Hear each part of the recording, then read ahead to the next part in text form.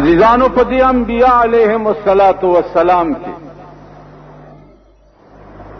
یو عظیم پیغمبر حضرت نوح علیہ السلام تیر شوه داغه عمر یو زر 50 کالا او 900 کالا هغه خپل کلی او خپل علاقې ته په پیغمبري جبه باندې تبلیغ کړي 900 کال حاشا وکلا دومره بدبخت قوم چې په 900 کال کې کل بل سلويخ کسه مسلمانان شوي نور ټول کافر حتی کہ خپل زوی وو عام کافر د پیغمبر زوی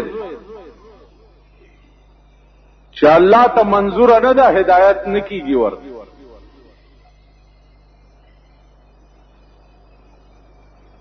عزیزانو 900 کال پس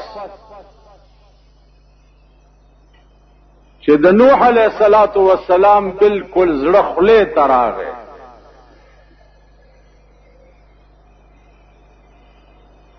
نو الله پاک ته التجا وکړه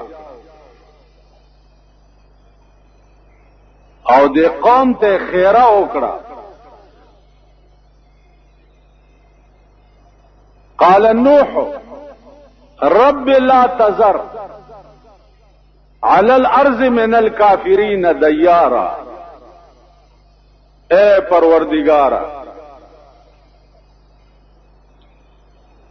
د زمکه په سر یو خاوند کور پرې مدي خدایا داسې طوفان او عذاب براولي چې د کور لوټه مخکاره نشي د پیغمبر خیروا الله ورته فرمایل چې ته کشتای جوړه کا نوح علیہ السلام لرګی را پیدا کړو کشتای جوړولې شروع قوم به ورته راغی چې دا څه کوي نوح علیہ السلام به ورته وی چې دا کشتای جوړوم او یو عظیم طوفان را روان دی تاسو ټول بغیر کېږئ او زبدي کشتای کې د قوم به وخندل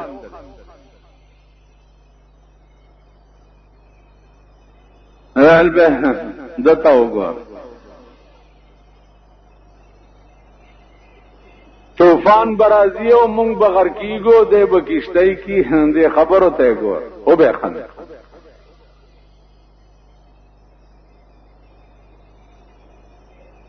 نوح علیہ السلام ویلی چې یا الله دا بدبخت قوم خو الټه ما پورې خان دي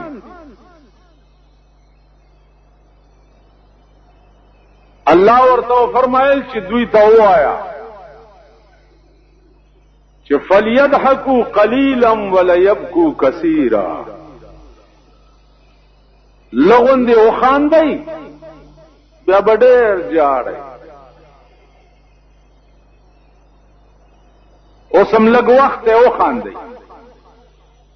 بیا بداسي جاړی چې ټول عمر بم جړا سو کراټینګول نشي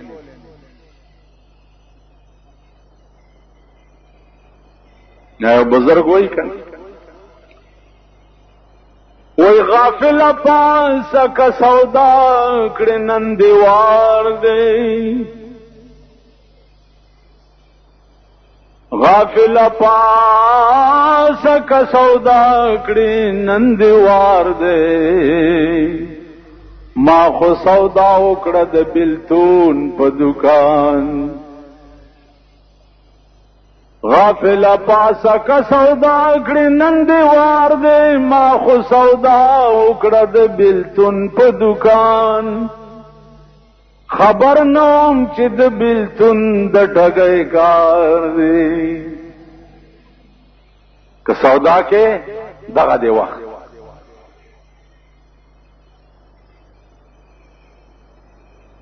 نو ورته وی فلیضحکوا قلیلا ولیبکوا کثیرا، لغون دی وخاندئ د بډیر جاړ دسې بجاړئ چې څوک بم جړا رکاولی نشي. دوی به په یو بل ټیلې ووالې راځه مړه د مولیانو خبرې. اوس خو هم په پاکستان کې د صوبه سرحد د خلقو یقین راغلی که نه؟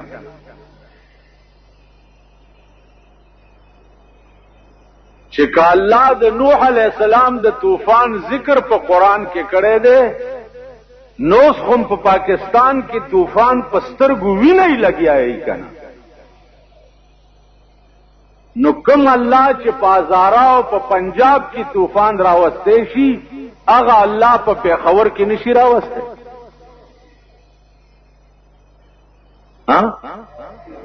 اوس خو په سترګو ګورئ که نه؟ د نوح علیہ السلام خبرې خو زه د مولیانو خبرې وې، قصې وې. اوس خو په سترګو وکته.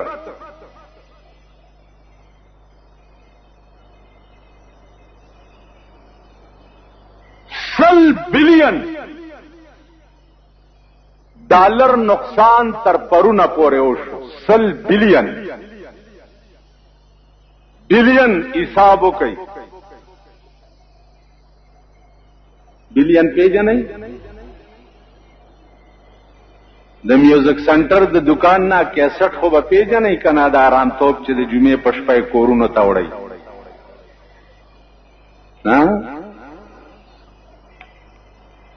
زه خو هره ورځ د سوټمارې زامن د جمعې په شپه ګورم. خو پیژنئ؟ 1 ملین 10 لکۍ وایا 1 ملین 10 لکۍ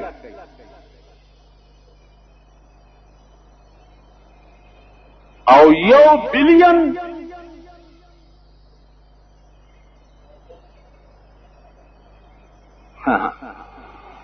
ازی گوشتوان یا اماما خفر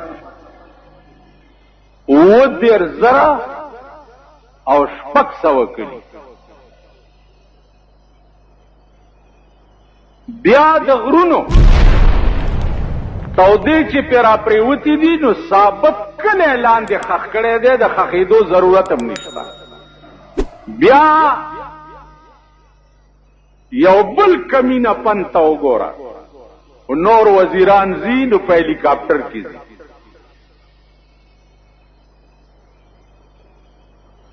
په هلیکاپټر کې زی او بیا کیمرامینان او ټي وي سټیشن والا ځان سره بوتلی.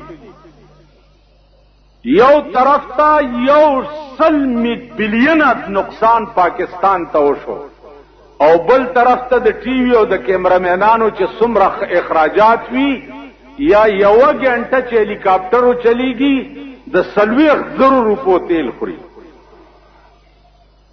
نو پاس نه پیداسي ګرځي چې پورا تباہ شوي کلا بچي.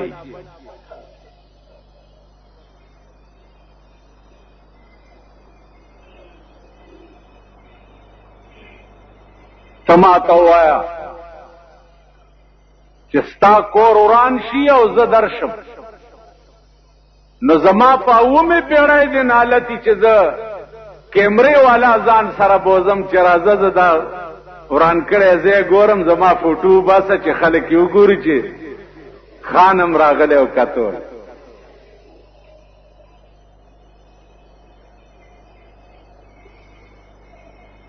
نو ما وی چې دا خدای ولې داسې وکړه؟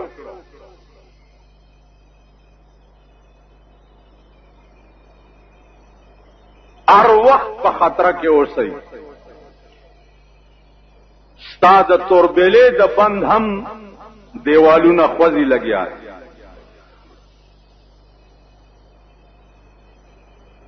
که توربیلې جړک وخوړو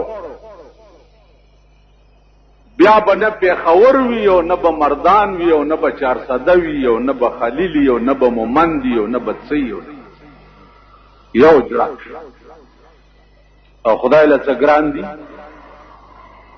عزیزانو ما سره ټلویزیون نشته، خو د شپې 9 بجو خبرنامه کې چاپتازی که خپلم ټولو کرشتا څوک چې دا گاډو والا دي دې کافر بچو کرم، دا گاډو کې سبزیانې چې خرڅي دي کرم. نو عزیزانو کم خدای چې هغه څه کولی شي هغه خدای دام کولی شي.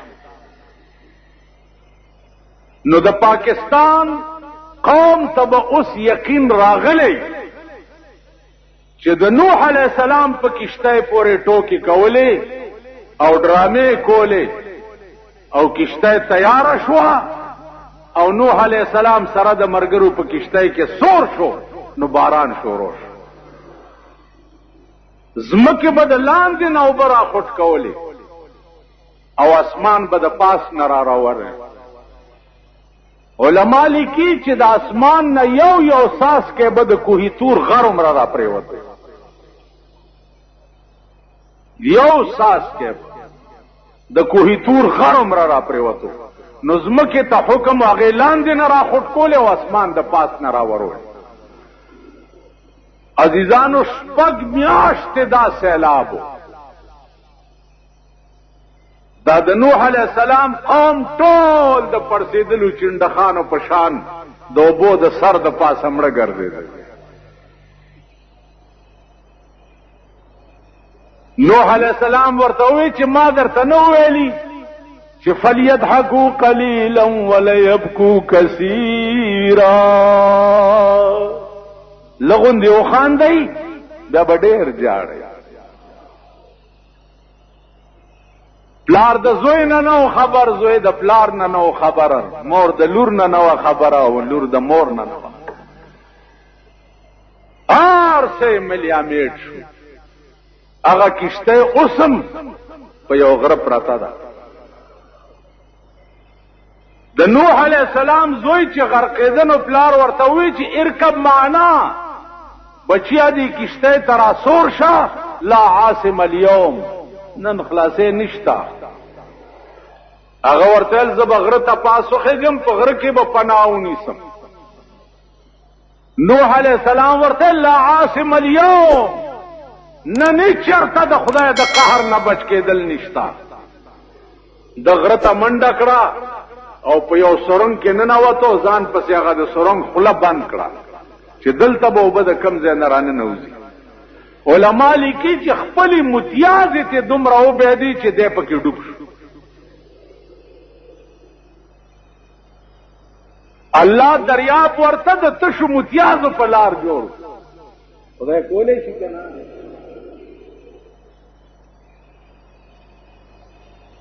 نو عزیزانو عرض میں داو چې اوس خود پاکستان د الله د قهر په لپیټ کې پسترګو ګورې لګیا ہے. دا ولی د سیو دا ولی دا زکو ایران د خدای د قهر په لپیټ کې ولی راغلی و؟ زکه چې د شاهنشاه ایران په وخت کې ایران د هرې ګناه ډیپو، د هرې ګناه. نو چې انقلاب پې راغی بیا د شاهنشاه ایران د خښېدو ځمکه هم نه وه. امیر عباس هویدا 14 کاله د ایران وزیر اعظم پاتې شوی و چې توپې ته یې وتړلو، ویلې ګناه مې څه ده؟ ویل ته 14 کاله د ایران وزیر اعظم وې او 14 کاله ایران د زنا او د شرابو ډیپو، تا پکې کړت نه دی کړی، ستا دا ګناه وه. توپې ته یې وتړلو، غړم دې ورکو چې په هوا کې مرغانو غوښې وخوړې. په ایران قهر ولې نازل شو؟ ځکه چې د زنا او د شرابو ډیپو. عزیزانو د کابل خار دی اوس د الله د قهر په لپیټ کې ولې راغی؟ د کابل د ښار پوښتنه د کابل خلکو نه تپوس وکړئ. دا اورېدو درته نه وای، د لیدو درته. 40 غنټې په کور کې وي سی آر او دبلې او باجې غږي. په داسې حال کې هم خدای هیر دی. په داسې